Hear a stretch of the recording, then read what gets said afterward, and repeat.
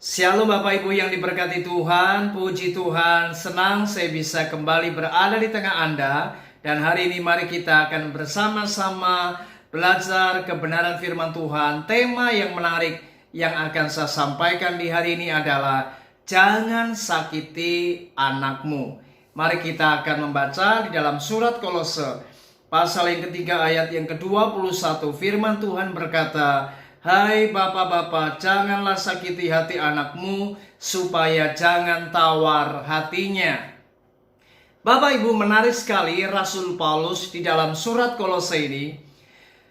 Rasul Paulus menyatakan sebuah kalimat yang bukan berisi apa yang namanya kalimat perintah, tetapi ini merupakan sebuah kalimat yang berisi nasihat, di mana ada sebuah larangan bagi para bapak supaya mereka tidak menyakiti hati anak-anak.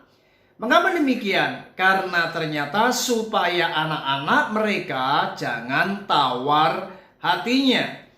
Kata tawar hati di dalam bahasa Yunaninya memiliki arti yaitu seperti seorang anak yang memiliki semangat yang patah. Mereka kehilangan semangat. Dan ini menunjukkan bagaimana anak-anak yang mengalami perlakuan seorang ayah yang tidak baik, mereka akan mengalami dampak yang sangat serius di dalam kehidupan dan di dalam masa depan mereka. Itu sebabnya mari hari ini kita harus benar-benar memperhatikan akan firman ini. Dalam budaya kuno, di mana Rasul Paulus ketika menyampaikan akan firman ini, pada waktu itu, anak-anak merupakan properti daripada seorang ayah, di mana keadaan anak-anak pada waktu itu bahkan memiliki posisi yang lebih buruk dari para budak. Sehingga mati atau hidupnya seorang anak sangat ditentukan oleh ayah mereka. Dan inilah yang membuat Paulus benar-benar prihatin dengan posisi anak-anak di zaman itu. Itu sebabnya Paulus memberikan sebuah larangan supaya bapak-bapak jangan menyakiti hati anak-anak mereka. Saudara, bukankah di hari-hari ini kita masih menjumpai ada banyak anak-anak yang diperlakukan dengan tidak semena-mena. Mereka mengalami penganiayaan fisik, mereka mengalami penganiayaan secara mental. Bahkan ada juga anak-anak yang mengalami pelecehan seksual atau kekerasan-kekerasan yang lainnya. Dan ini sungguh sangat memprihatinkan.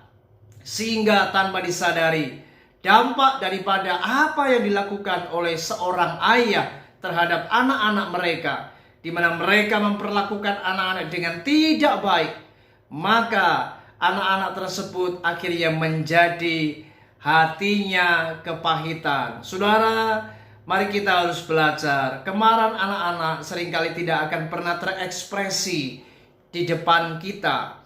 Anak-anak lebih cenderung untuk menyimpan apa yang mereka rasakan di dalam hati mereka. Itu sebabnya anak-anak tidak akan pernah mengekspresikan kemarahan mereka. Dan inilah yang sangat disayangkan. Akibat perlakuan-perlakuan yang buruk, maka anak-anak menjadi kepahitan, hatinya terluka. Dan inilah yang akan sangat membahayakan, di mana anak-anak akan mengalami dampak yang serius bagi pertumbuhan mental, bagi masa depan mereka. Itu sebabnya mari saya berdoa hari-hari ini, jadilah keluarga yang baik, jadilah keluarga Kristen yang baik. Mari jadilah ayah yang baik bagi anak-anakmu, jadilah bapak yang bisa menjadi contoh.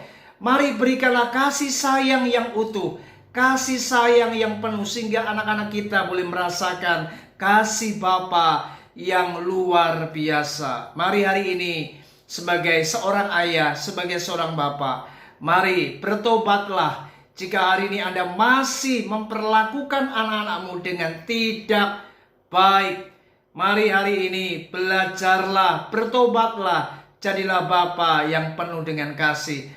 Karena itulah yang dikehendaki oleh Yesus Kristus. Kita harus menjadi seorang imam, seorang ayah yang baik bagi anak-anak kita. Itu sebabnya Jangan sakiti anakmu. Jangan buat hati anak-anakmu terluka. Puji Tuhan. Tuhan Yesus memberkati kita. Shalom.